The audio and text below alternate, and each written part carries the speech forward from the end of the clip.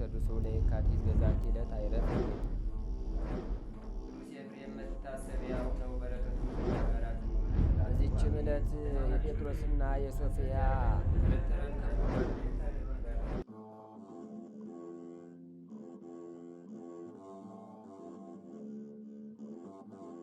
በስመ አብ ወወልድ ወመንፈስ ቅዱስ አሐዱ አምላክ አመ ሰላሳሁ ለመስከረም በዛቲ ዕለት ኮነ ተስካረ ተአምር አብይ ዘገብረ እግዚእነ ኢየሱስ ክርስቶስ ሎቱ ስብሐት ላዕለ ቅዱስ ወክቡር አባት ናቴዎስ ሊቀ ጳጳሳት ዘእስክንድርያ። አንድ አምላክ በሚሆን በአብ በወልድ በመንፈስ ቅዱስ ስም መስከረም 30 በዚች ቀን የእስክንድርያ ሊቀ ጳጳሳት በሆነ በከበረና በተመሰገነ በአባት ናቴዎስ ላይ ክብር ይግባውና ጌታችን ኢየሱስ ክርስቶስ ላደረገው ታምር መታሰቢያ ሆነ።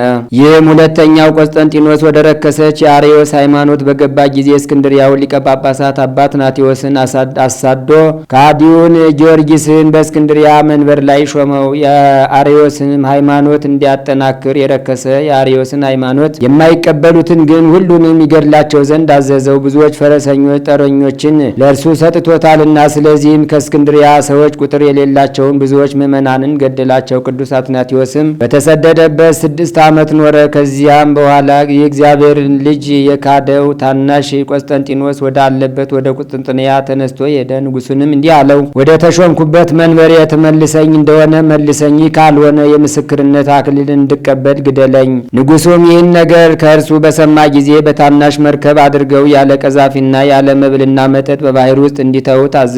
ንጉሱም በስጥመት ወይም በረሃብና በጥም እንደሞትለት አስቦ ነበርና የቀናች ሃይማኖትንም ስለመለወጡ እንዳይዘልፈው ከእርሱ ያርፍ ዘንድ እንዲሁም ንጉሱ እንዳዘዘ በቅዱስ አትናቴዎስ ላይ አደረጉበት። ንጉሱም እንጀራና ውሃ ባይሰጠው ከሰማይ ለእርሱ የወረደ እንጀራ ስለ እርሱ የፈለቀ ውሃም አለው። የመርከብም ቀዛፊ ቢከለክለው እነሆ ዓለሙን ሁሉ በቃሉ የሚጠብቅ የሚመራ ከእርሱ ጋር ነበር። ስለዚህም ቅዱስ አትናቴዎስ በውስጧ የተቀመጠባት ያቺ መርከብ መላእክት እየቀዘፏት በጸጥታና በሰላም ተጓዘች። በሦስተኛውም ቀን ከእስክንድሪያ ወደብ ደረሰ።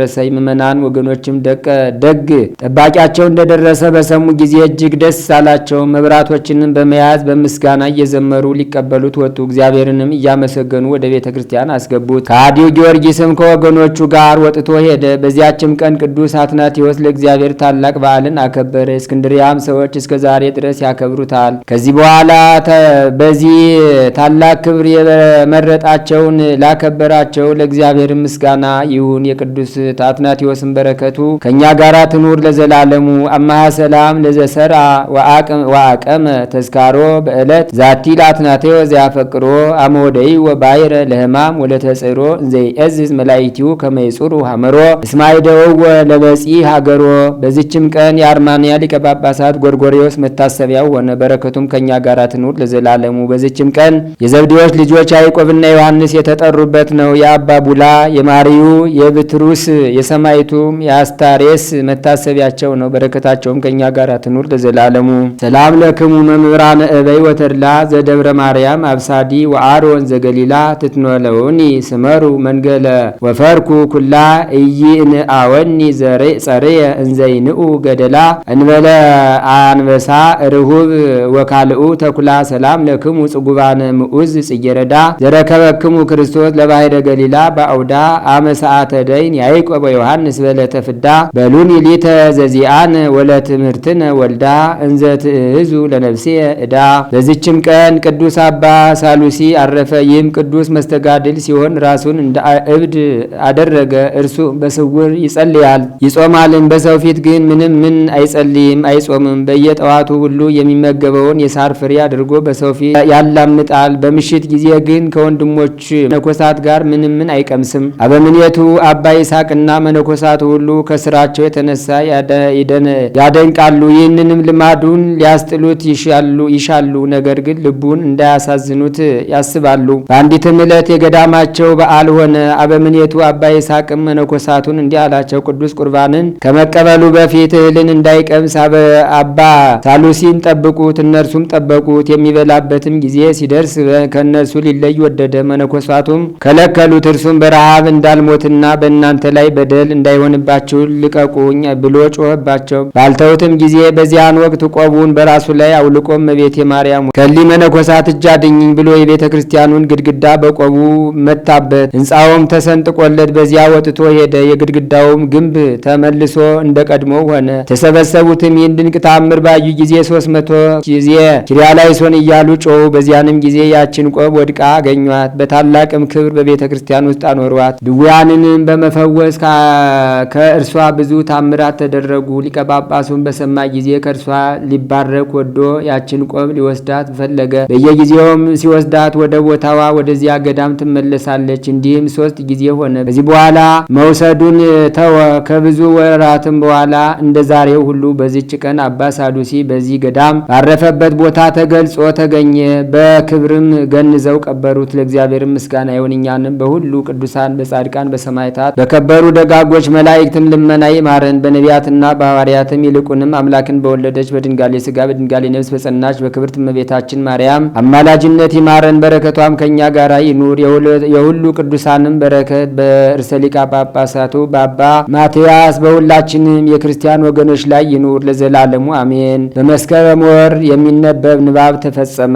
አንድ አምላክ በሚሆን በአብ በወልድ በመንፈስ ቅዱስ ስም የተባረከ የጥቅምት ወር የቀኑ ሰዓት 11 ነው። ከዚህ በኋላ ይቀንሳል። በዚችም ቀን በጥምቀት አንድ ቅድስት አንስጣስያ በሰማዕትነት አረፈች። በዚችም ቀን ዳግመኛ የህርጣንና የድንግል ሶስና የአልዓዛር እህት የማርያም መታሰቢያቸው ነው። በረከታቸውም ከእኛ ጋር ትኑር ለዘላለሙ።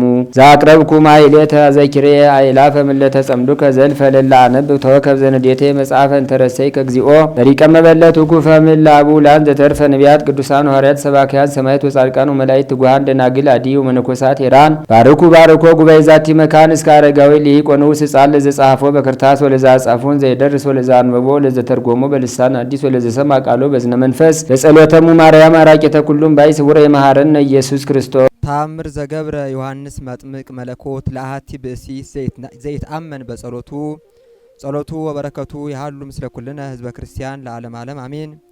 የእግዚአብሔር መንገድ የሚያዘጋጅ የመጥምቀ መለኮት ቅዱስ ዮሐንስ ጸሎትና በረከቱ ከህዝበ ክርስቲያን ላይ ጸንቶ ይኑርና መጥምቀ መለኮት ቅዱስ ዮሐንስ ያደረገው ተአምር ነው።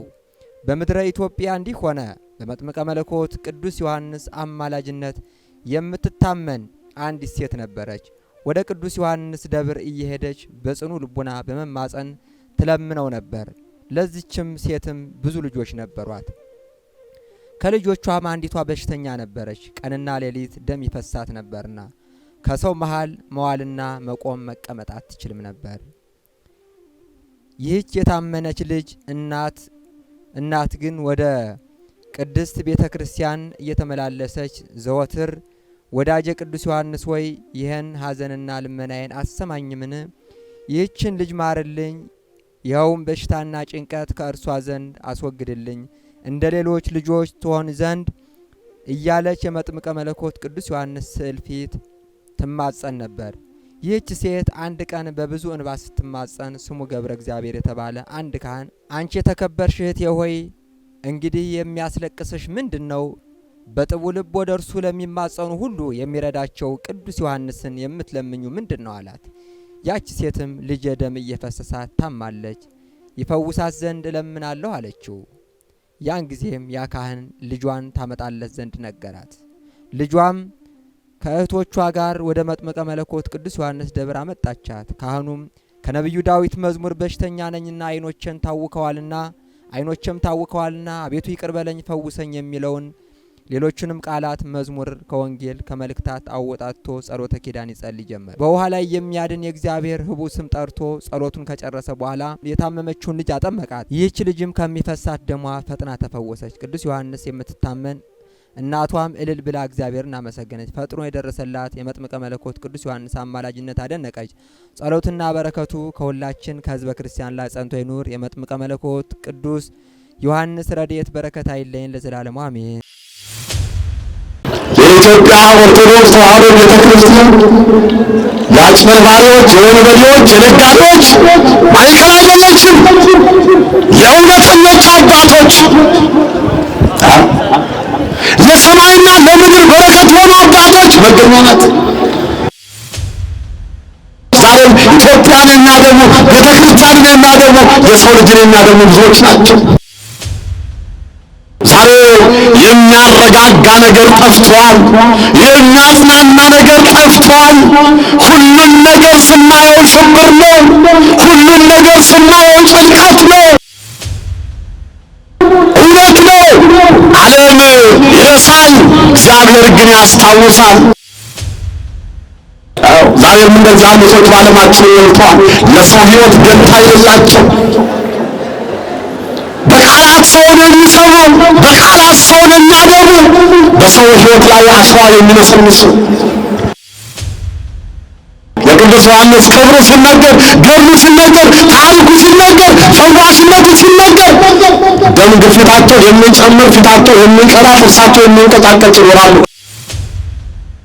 አሁን ለኢትዮጵያ ሰላም እንዲወለድ፣ አሁን ለቤተ ክርስቲያን ሐሴት እንዲወለድ፣ አሁን ለኢትዮጵያና ለቤተ ክርስቲያን ፍቅር፣ ሰላም፣ አንድነት እንዲወለድ እንደ ካህኑ እንደ ዘካርያስና እንደ ቅድስት ኤልሳቤጥ በእምነት ቆመን በጸሎት እግዚአብሔርን መጠየቅ ያስፈልጋል። እግዚኦ ባርኮ ባርከኒ፣ ጌታ ሆይ አቤቱ መባረክን ባርከኝ፣ ሀገሬንም አስፋው፣ እጅህም ከኔ ጋር ትሁን ይላል። ስለ ቃሉ የአምላካችን እግዚአብሔር ስሙ የተመሰገነ ይሁን። አዎ ተመልከቱ እግዚአብሔር ልጆች፣ ይህን ቃል የተናገረው እጅግ የተከበረና የተወደደው ሰው ያቤጽ ነው።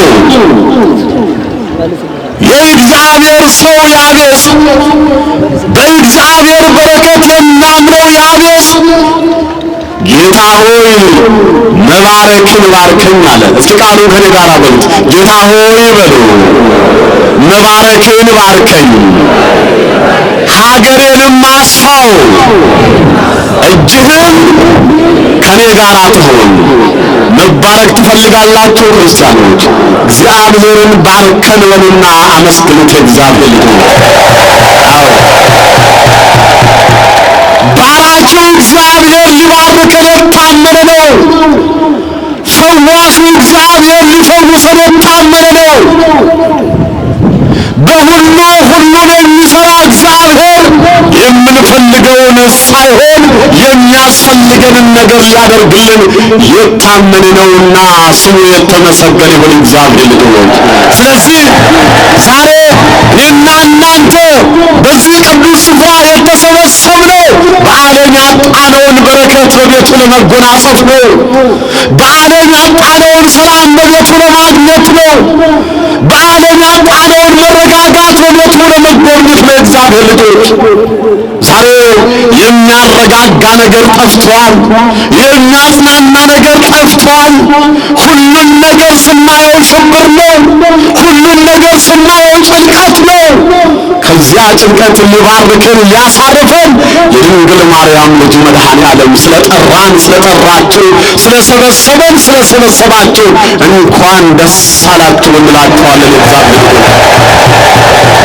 ስለዚህ ታሪኩን ጠቅለል ለማድረግ በዚሁ በሉቃስ ወንጌል ምዕራፍ 1 ቁጥር 5 ጀምሮ እንዲህ ተብሎ ተመዝግቦ እናገኘዋለን። ወኮነ በመዋዕለ ሄሮድስ ንጉሥ ወሀሎ አሐዱ ካህን ዘስሙ ዘካርያስ። ሄሮድስ አገረ ገዢ በሆነበት አብያም ሊቀ ካህናት በነበረበት ዘመን ስሙ ዘካርያስ የሚባል አንድ ካህን ነበረ ይላል። ስሙ ማን የሚባል አልኳችሁ? ንገሩኝ። ስሙ ማን የሚባል? ዘካርያስ የሚባል ምን ነበረ? አንድ ካህን ነበረ። የእግዚአብሔር ካህን፣ የእግዚአብሔርን ቤተ መቅደስ በምስጋና የሚያረሰርስ ካህን ነበረ አለ። ዘካርያስ ማለት እግዚአብሔር ያስባል፣ እግዚአብሔር ያስታውሳል ማለት ነው። ምን ማለት ነው? ምን ማለት ነው? እግዚአብሔር ምን ይላል? ያስባል። እግዚአብሔር ምን ይላል? ያስታውሳል። ክርስቲያኖች ይሄንን በሕይወታችሁ ተርጉሙት። እውነት ነው። ዓለም ይረሳል፣ እግዚአብሔር ግን ያስታውሳል። እውነት ነው፣ ዓለም ያሳድዳል፣ እግዚአብሔር ግን ለልጆቹ ያስባል።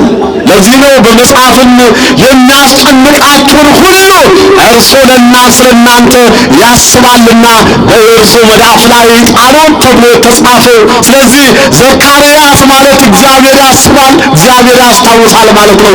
ወዳጆቼ ዓለም ስትረሳን ያስታወሰን እግዚአብሔር ነው። ዓለም ስትረሳን ያሰበን እግዚአብሔር ነው።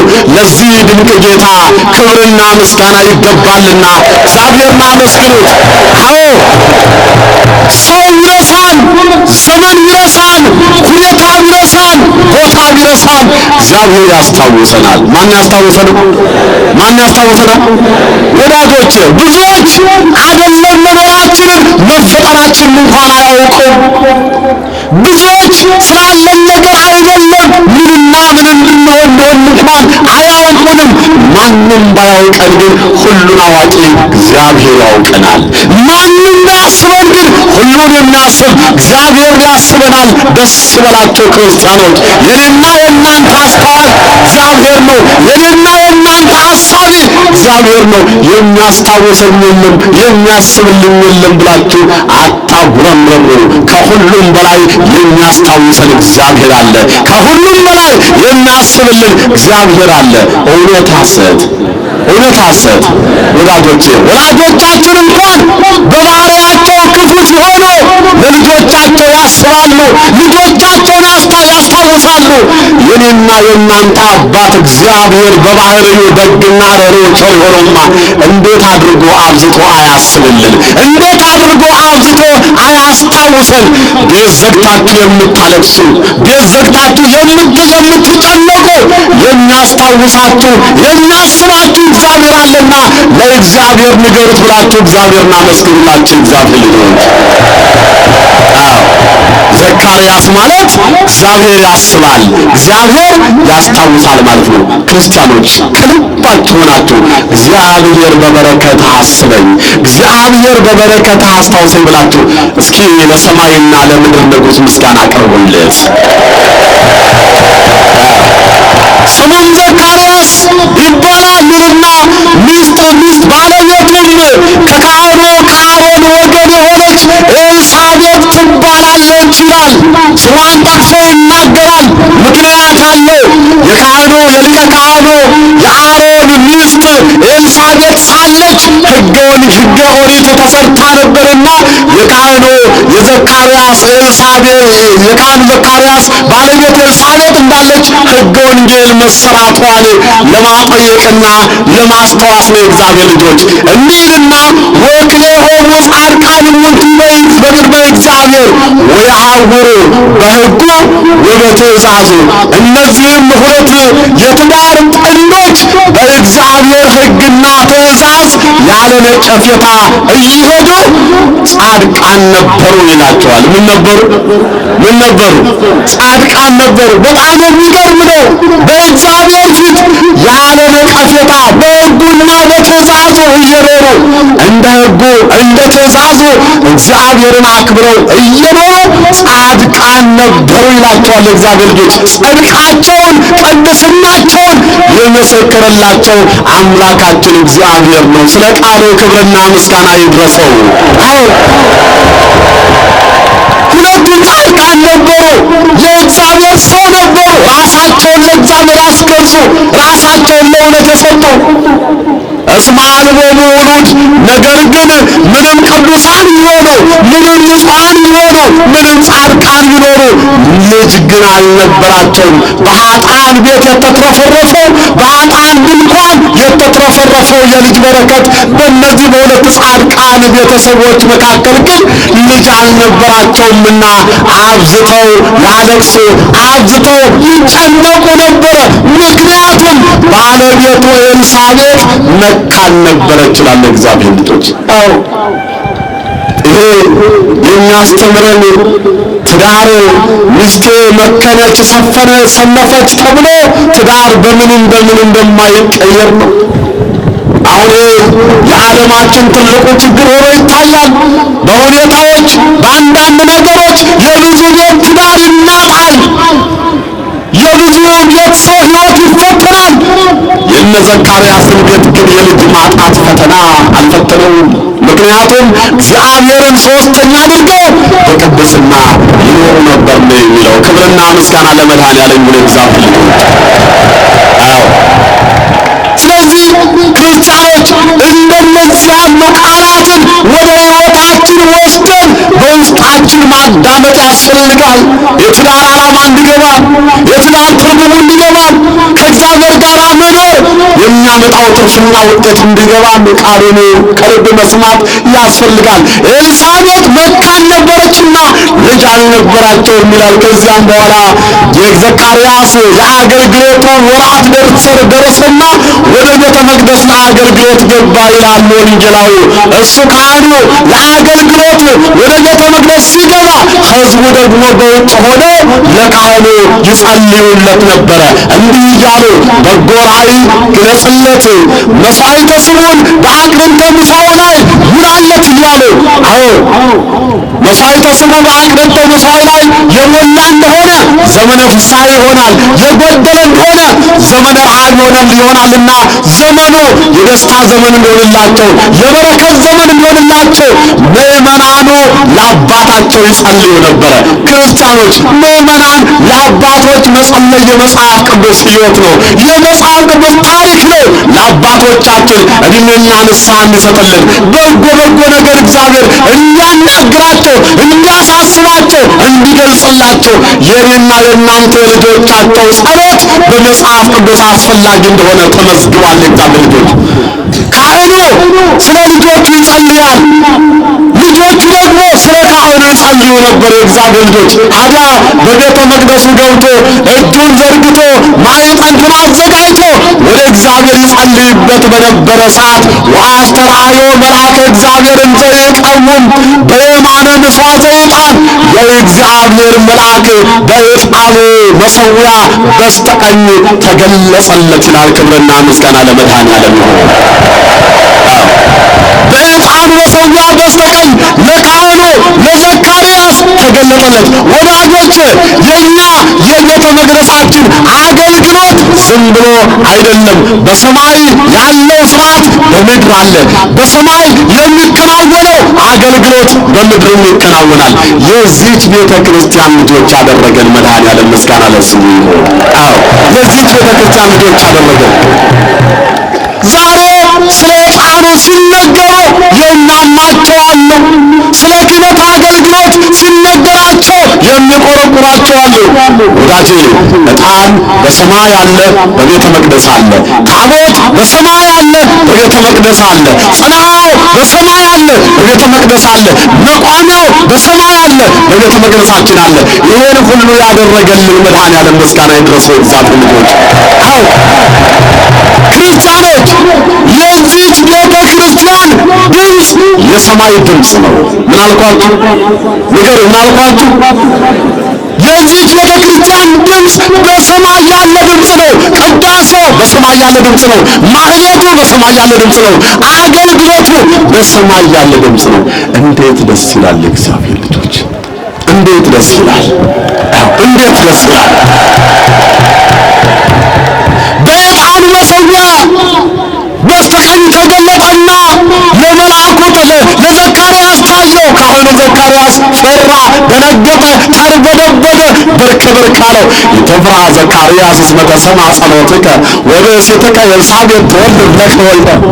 ዘካርያስ ሆይ አትፍራ፣ ጸሎትህ ተሰምቶልሃል። ሚስትህ ኤልሳቤጥ ትጸንሳለች ትወልዳለችም። ደስ ይበልህ አለ እግዚአብሔር ልጆች፣ ደስ ይበልህ አለ። የእግዚአብሔር መልአክ ቅዱስ ገብርኤል የደስታውን ዜና የደስታውን ብስራት ተሸክሞ ወደ ዘካርያስ መጣ። ፍርሃቱን አራቀለት፣ ጭንቀቱን አራቀለት፣ የዘመናቱን ጥያቄ መለሰለት። አትፍራ ዘካርያስ፣ አትጨነቅ ዘካርያስ፣ ደስ ይበልህ፣ ጉልበትህ ይበርታ፣ ልብህ ይጽናና። ያ ያዘንክበት፣ ያ የምታለቅስበት እስከ እርጅና ዘመንህ ትመኘው የነበረው ነገር አሁን ጸሎትህ ተሰምቷል። አሁን ልመና ተሰምቷል። ባለቤቱ ኤልሳቤጥ መካን የነበረችው ኤልሳቤጥ ትጸንሳለች፣ ወንድ ልጅ ትወልዳለች አለው። ወተሰምዮ ስሞ ዮሐንስ ይገርማችኋል እኮ ወተሰምዮ ስሞ ዮሐንስ ስሙንም ዮሐንስ ትለዋለህ አለ። ዮሐንስ የሚለውን ስም ያወጣው የጠራው መልአኩ ቅዱስ ገብርኤል ነው። ክብርና ምስጋና ለስሙ አጠራሩ ትወልዳለህ ብሎ አላቆመም። ስሙን ነገረው። ዮሐንስ ትለዋለህ አለው። ወይከውነከ ትፍሥሕተ ወሐሴተ ዮሐንስም ማለት ተድላ፣ ደስታ፣ ፍስሐ፣ በረከት ማለት ነው አለና የስሙን ትርጓሜ የስሙን የቃላቱን ትርጓሜ ለዘካርያስ ነገረው ይላል እግዚአብሔር ልጆች። ዮሐንስ ማለት ፍስሐ ማለት ነው። ዮሐንስ ማለት ደስታ ማለት ነው። ዮሐንስ ማለት በረከት ማለት ነው። ዮሐንስ ማለት ሰላም ማለት ነው። ክብርና ምስጋና ለስሙ ይሁን። እንመጣበታለን፣ እንመለስበታለን። ወልጅዋን ይትፌስሑ አለው። ያ ዮሐንስ የሚባለው ልጅ በመወለዱ ፍስሐ ደስታ የሚባለው ልጅ በመወለዱ ለብዙዎች ደስ ይላቸዋል አለ እግዚአብሔር ልጆች። ለብዙዎች ብዙዎቹ ደስ ይላቸዋል። በመወለዱ ሰላም ያገኛሉ። በመወለዱ በረከት ያገኛሉ። በመወለዱ ሀብተ ጸጋና ሀብተ ፈውስ ሀብተ በረከት ያገኛሉ ብሎ አጽናናው ይላል እግዚአብሔር ልጆች። እንዲህ ያለ ይቀጥላል።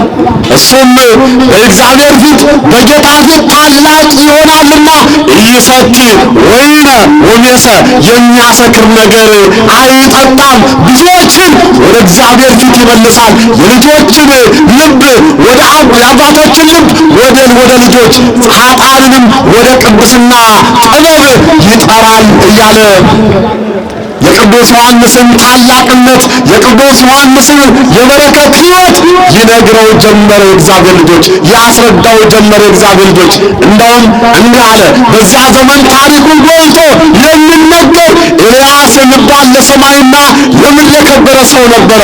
በኤልያስ መንፈስና ኃይል ይህንን ዓለም ይመራል፣ ለዚህ ዓለም ይጸልያል ብሎ ለካህኑ ዘካርያስ ነገረው። ካህኑ ዘካርያስ ግን እንዲህ አለ። እስመ አነ ልሂቅ እኔ አርጅቻለሁ፣ የባለቤቴም የመውለጃዋ ዘመን አልፏል፣ ደሟ ደርቋል፣ ዘሯ አልቋል። እንዴት ሊሆን ይችላል? ይሄ እንዴት ሊፈጸም ይችላል አለ። ያ ወላጅ መካን ሴቶች ሲመጡ የነ ሐናን ታሪክ የነ ሳራን ታሪክ እየጠቀሰ እያጽናና እያረጋጋ ይመልስ የነበረ ካህን በእርሱ ላይ በስተርጅና በተፈጥሮ ሕግ የማይሆነው ነገር ይሆናል ሲባል ጨነቀው፣ ጠበበው። እንዴት ሊሆን ይችላል ብሎ ውስጡ በሐሳብ ሙግት ተጨነቀ። እግዚአብሔር ልጆች ያን ጊዜ እንዲህ አለው። አነ ውእቱ ገብርኤል ዘቀውም ቅድመ እግዚአብሔር ዘተፈኖ በኀቤከ እምድርከ ወእዘኑከ በዘመኑ የሚሆነውን ነገር ልነግርህ ከእግዚአብሔር የተላኩ እኔ በእግዚአብሔር ፊት የምቆመው ገብርኤል ነኝ አለ። ምስጋና ለስሙ አጠራሩ ይሁን። እኔ ገብርኤል ነኝ። አዎ ያ ትወልዳለህ ያልኩ፣ ያ ስሙን ዮሐንስ ትለዋለህ ያልኩ፣ ያ ፍስሐ ደስታ ይሆንልሃል ያልኩ፣ ያ በመወለዱ ልጆች ደስ ይላቸዋል ያልኩ፣ ያ በኤልያስ መንፈስና ኃይል ይሄዳል ብዬ የነገርኩ እኔ ገብርኤል ነኝ አለው። ማንኛው ቅዱስ ገብርኤል በሕይወታችሁ ይድረስላችሁ እግዚአብሔር ልጆች። አዎ እኔ ቅዱስ ገብርኤል ነኝ። የነገርኩን ነገር አልተቀበልክምና አላመንክምና ይህ የምነግርህ ነገር እስከሚሆን ድረስ ወትከውን በሐመ ድዳ ትሆናለህ አለ። ድዳ ትሆናለህ። አንደበቱ ይታሰራል፣ ምላሱ ይቆለፋል። በዘመኑ የሚሆነው ሲሆን ያ እስኪፈጸም ድረስ በዚህ ሁኔታ ትቆያለህ አለው። እግዚአብሔር ልጆች ዘካርያስ በዚህ በጎ ራእይ በዚህ በጎ ነገር ከእግዚአብሔር መልአክ ጋር እየተነጋገረ ቆየ። እግዚአብሔር ልጆች ሕዝቡ ደግሞ በስተጀርባ ሆነው ይጨነቁ ነበረ። አባታችንን ምን ነካብን? እንደው ምስጢር በዝቶበት ራእይ በዝቶበት ይሆን ወይስ ደግሞ እና አብዲውን የቀሰፈ የእግዚአብሔር መልአክስ እንደው በኃጢአት ተዳድፎ ገብቶ ቀስፎት ሆን እያሉ ይጨነቁ ነበረ። ዘግይቶ ወጣ። ሲወጣ ያናግረናል ብለው ሲጠብቁ አንደበት ተዘግቷል፣ መናገር አልተቻለም። ጸጥ ብሎ ወደ ቤቱ ሄደ። ሕዝቡ ተጨነቀ።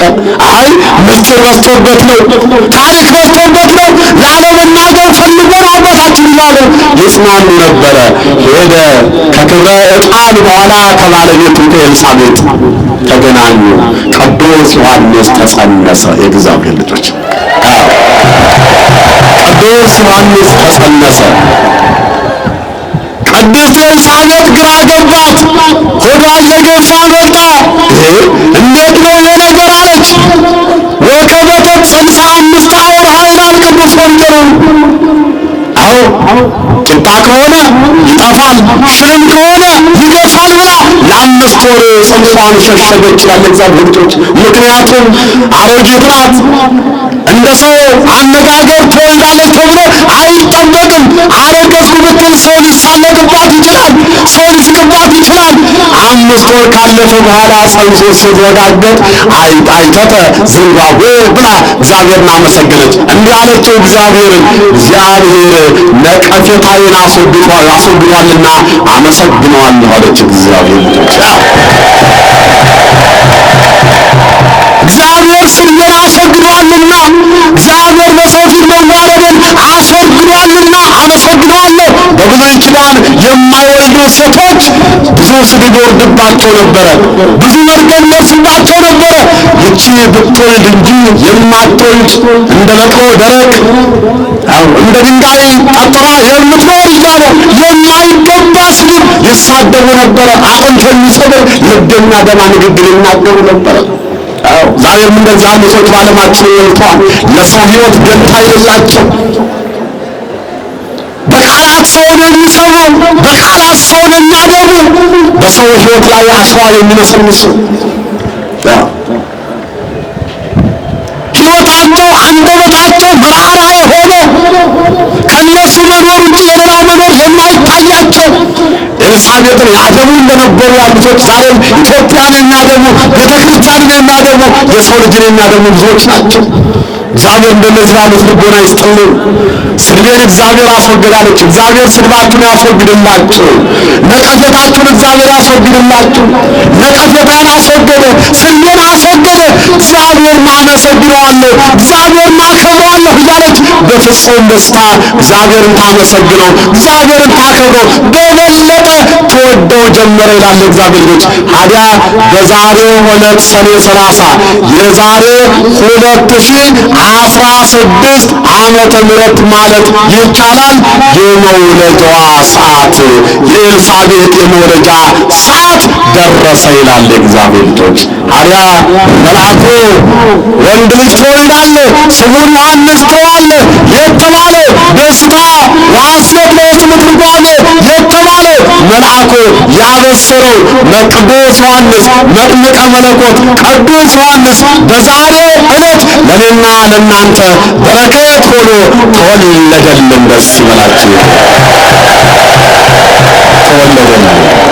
አዎ ባለ 5 ማዕረጉ ቅዱስ ዮሐንስ ነቢዩ ኢሳይያስ በትንቢቱ ምዕራፍ 40 ቁጥር 3 ላይ የአዋጅ ነጋሪ ቃል የእግዚአብሔርን መንገድ በምድረ በዳ አስተካክሎ ለአምላካችንም በበረሃ ጎዳናውን አስተካክሎ ተራራው ዝቅ ይበል፣ ኮረብታው ዝቅ ይበል፣ ሸለቆ ይምላ፣ ሰርጓጉጦ ሜዳ ይሁን ብሎ ይሰብካል ብሎ የተናገረለት ለሰማይና ለምድር የከበረው ሐዋርያው ቅዱስ ዮሐንስ ዛሬ ተወለደልን። ደስ ይበላችሁ። እግዚአብሔር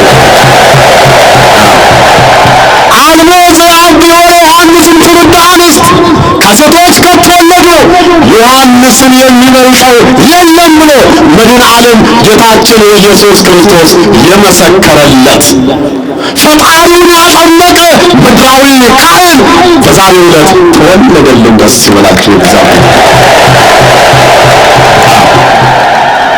አንገቱ ሲቆረጥ ራሱ በሄሮድስ ሰራዊቶች ሲቀላ ራሱ ለብቻው ክንፍ ወጣ ለ15 ዓመት ዞራ ዓለምን ወንጌል የሰበከችለት መጥምቀ መለኮት ቅዱስ ዮሐንስ ዛሬ ተወለደልን። ዛሬ በረከት ሆኖ ተሰጠን። እግዚአብሔር ልጆች ኧረ አመስግኑት፣ ምስጋናችሁ ያንሳል። አዎ በመወለዱ ደስ አለን። በመወለዱ በረከትን አገኘን። በመወለዱ ሰላምን አገኘን። በመወለዱ ጸጋን አገኘን። እግዚአብሔር ልጅ ኧረ ደስ ይበላችሁ። ከዚህ በላይ ደስታ የለም። አዎ በዛሬው ዕለት ቅዱስ ዮሐንስ ለሰማይና ለምድር ደስታ ሆኖ ተሰጠ። ለሕዝብና ለአሕዛብ ደስታ ሆኖ ተሰጠ። ለሰማይና ለምድር በረከት ሆኖ ተሰጠ። በተለይም ለእኛ ለወዳጆቹ ለእኛ ለልጆቹ የሰማይና የምድር በረከት የጸጋና የፈውስ አባት ሆኖ ተሰጥቶናል። በረከት ሆኖ እኔና ለእናንተ ተበርክቶልናልና እንኳን ደስ አላችሁ እንላችኋለን። አዎ ጎረቤት ዘመድ አዝማድ ተሰበሰበ። ያቺ አትወልድም አሏት ኤልሳቤጥ ወልዳለች።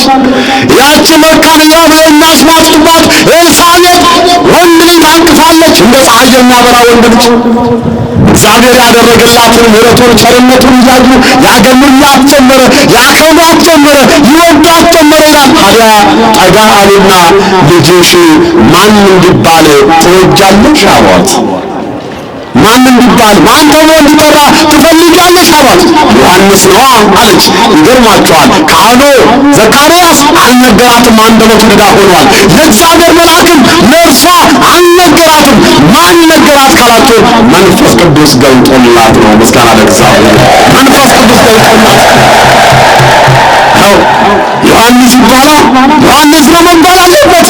ምክንያቱም ዮሐንስ ማለት ደስታ ነው። ዮሐንስ ማለት በረከት ነው። ዛሬ ደግሞ ደስ ብሎኛል አለች ቅድስት ኤልሳቤጥ።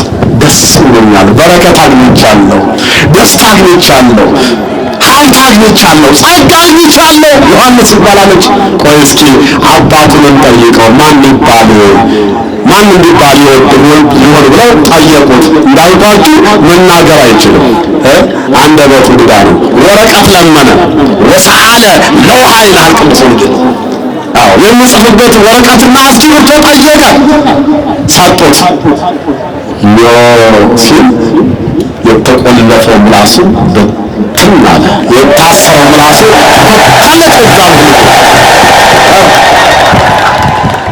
ዮሐንስ አለሱ። ክብርና ምስጋና ለእግዚአብሔር። መጀመሪያ ማን ነው ያወጣው? ቅዱስ ዮሐንስ ያለው መጀመሪያ ማን ነው? አቤት ማን ነው? ቅዱስ ገብርኤል። ቀጠለችና ማተናገረች እናቱ ቅድስት ኤልሳቤጥ። በሶስተኛ ማን አረጋገጠ? ካህኑ ዘካርያስ፣ አባቱ ዘካርያስ። ክብርና ምስጋና ለእግዚአብሔር ለእግዚአብሔር ልጅ። አዎ ይገርማቸዋል። ሲጸነስ በጽንሰቱ የአባቱን አንደበት ዘጋ። ሲወለድ በመወለዱ የአንደበት የተዘጋውን የአባቱን አንደበት ከፈተ። ክርስቲያኖች የተዘጋባችሁን ነገር ሁሉ ቅዱስ ዮሐንስ ይከፍትላችኋል፣ ንገሩት። የታሰረባችሁን ነገር ሁሉ ለቅዱስ ዮሐንስ ፍቱት፣ ንገሩት። ይፈታላችኋል፣ ያስተካክልላችኋል። ቅዱስ ዮሐንስ የተቆለፈውን የሚከፍት የታሰረውን የሚፈታ የደስታ አባት፣ የሰላም አባት፣ የፍቅር አባት ነው። እንወደዋለን፣ እናመሰግነዋለን። ምስጋና ለስሙ አጠራሩ ነው።